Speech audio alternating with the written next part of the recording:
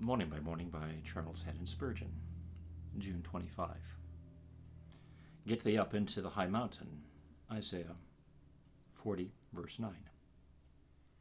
Our knowledge of Christ is somewhat like climbing one of our Welsh mountains. When you're at the base, you see but little. The mountain itself appears to be but one half as high as it really is. Confined in a little valley, you discover scarcely anything but the rippling brooks as they descend into the stream at the foot of the mountain.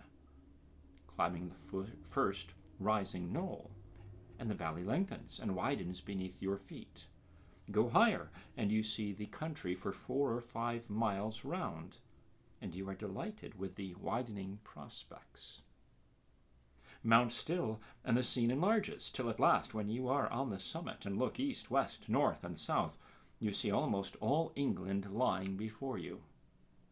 Yonder is a forest in some distant county, perhaps 200 miles away, and here the sea, and there a shining river, and the smoking chimneys of a manufacturing town, or the masts of the ships in a busy port. All these things please and delight you, and you say, I could not have imagined that so much could be seen at this elevation. Now, the Christian life is of the same order.